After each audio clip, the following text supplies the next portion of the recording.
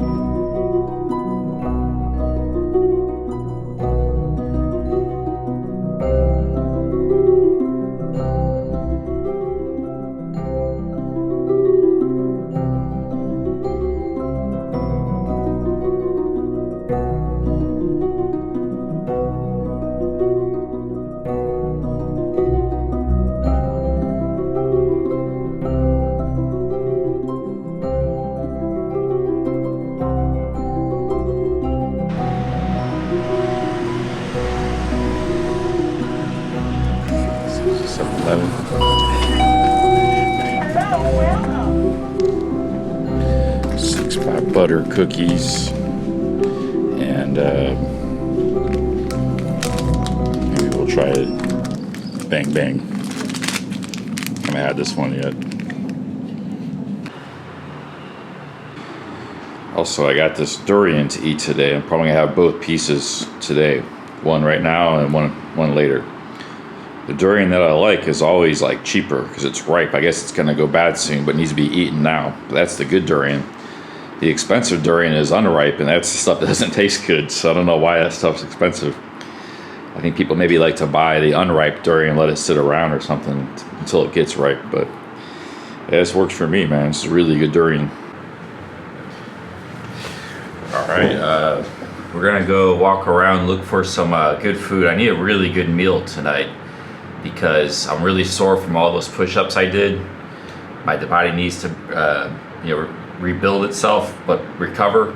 But also, I haven't really been eating a lot of food that I like. I haven't really enjoyed much of the food. Like that pad thai I had last night, it was a lot of noodles, but I didn't really enjoy it that much. So I need to find some food I both enjoy and is nutritious. I have a few ideas, but let's go walk around and see what we come up with. Since this was ended up being a short video, I'll also share some thoughts with you about Udon Thani and Isan cities in general. That's the Bangkok hospital, big hospital here in Udon Thani. There's always a big hospital in every city. There's probably more than that one. That's a big one, goes all the way back there. There's a night market over here, and then behind the hospital is a street, a bar street, where all the foreigners hang out. That's where my hotel is. So this is a very quiet town, man. It's very quiet. Like there's a few foreigners. They're just kind of like the monger, like the old Thailand hand types. They've been coming here for years and decades. And I say monger, I don't mean that as like insult. I mean it more as a descriptive term. You know, because like in Pattaya, it used to kind of be like that. Everybody was like that 20 years ago, but now you got like such a mixed crowd in Pattaya. All types of different people. So you can't generalize.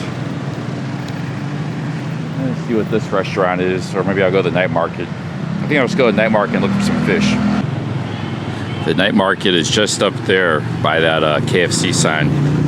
Really, I don't think this town is much bigger than the previous Isan cities I was in, Surin, Buriram, and Ubon Ratchathani. I think all these cities are small. They're just surrounded by like a bunch of little villages and towns, which inflates the population numbers. But yeah, look, there's no traffic. This is like a main street, hardly any traffic. But it's a very peaceful place to live because, you know, they're not big cities. Yet they have a lot of amenities, everything you need. And you can ride a motorbike around, there's no traffic. But there's the night market right up there. Let's go get some food. Okay, I'm looking for a fish. That's what I want, is fish. This is the train night market, Road Phi in Thai.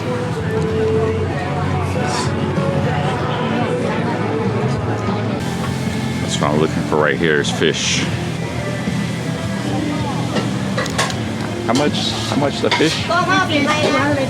200? Yeah. Include all that? Okay, I'll have one. One for me. Can you sit?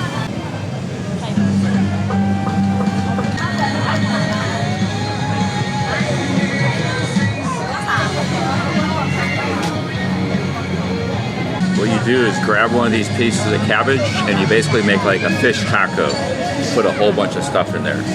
So first you get some, put some of the rice noodles in there.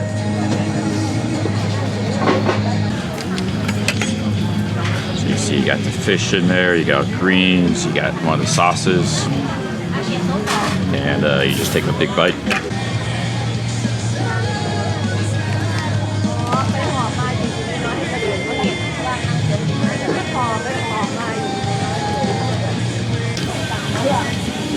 This is this kind of fish. This is tilapia. It's raised in lakes. It's very common all over Thailand, as is this dish. It was something the late king passed away in 2016. He spearheaded a lot of fish ponds across Thailand because the Thai people were really deficient in protein.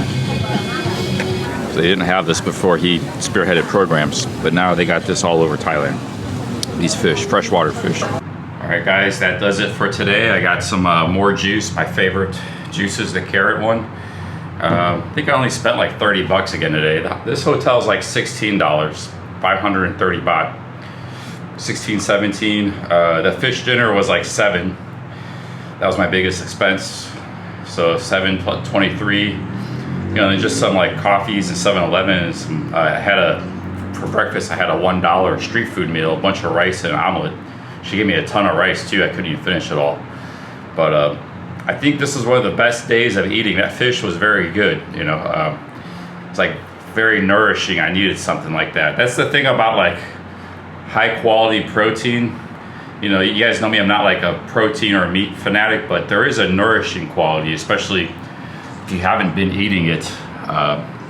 I can just feel it. I'm a big believer of like listening to your body, and I think my body needed that. Don't need it every day, but you know, once in a while. So you know, we ate very good today. We had durian. I still have some durian left in the fridge. I'm gonna have tonight. I have some top quality juice. I had a nice breakfast. Had, you know, your typical snacks and coffees. Ate pretty good, and you know, still only spent 30 bucks. And this isn't the cheapest hotel either. Like tomorrow, I'm gonna probably change to either another city or a cheaper hotel. But one more thing about Udon Thani, man. You know, I was just here for like a day and a half 8 years ago. It was actually the first vlog I did on this channel that you see was Udon Thani and Laos. Now I don't know if I'm gonna go towards Laos. Udon Thani is a very good jumping off point to get to Laos. It's only like an hour away from here. You can also stop at Nong Khai. I don't know if I'm gonna go south back towards Bangkok and stop in Karat and Nakhon Ratchasima, because those are 2 Isan cities that I haven't spent any time in either. So I could do either way, go north or go south. I'm not sure, but this is there's very few foreigners, man, in Isan, all of Isan, because I thought Udon Thani is like, I thought it was like the most foreign-oriented city, you know, in Isan, and there's very few. There's a few. They're all on the street here. That's it. You see a few around town, mostly on the street. And there's other Isan cities I was in last year. I was in a few of them for like a while, just hanging out, chilling. There was no foreigners, man, like none. But you see like Bangkok, Pattaya, you know, just overrun with thousands and thousands and thousands of foreigners. So it's pretty good news. I think they could use some more foreigners up here, a little more lifeblood of tourism dollars and injection. I think that wouldn't be a bad thing for Isan to get some more tourists up here, but you know, yeah, if you want to see untouched Thailand, you can come. There's a lot of different places you can go. It's a big country. All the tourist places is a very small part of the country. It's like literally geographically 1% of the country. Even in Bangkok, it's not all of Bangkok. It's like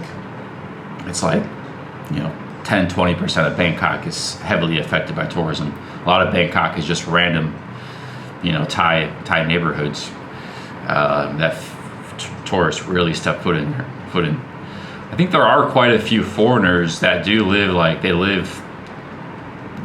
foreigners that live in Isan, they live in the country. They live in like a house. In the city, you just don't see that many in the city. You might see. I remember one time I was in, I believe it was Surin. I did see a lot of foreigners at the grocery store. I went to like a Big C, which wasn't a place I went to very often. And yeah, I did see some, because they all go to the grocery store and shop, and that's like the only time you see them. They come from the country, they drive their car. But like around the city, walking around every day, I never saw them. So there's no tourists, and even the expats don't hang around the city either. Very much, seems like. That's quick Udon Thani synopsis. It is a very laid back, chill place. A very non-touristy place. But I might leave tomorrow. We'll see. I'm not sure what I'm doing.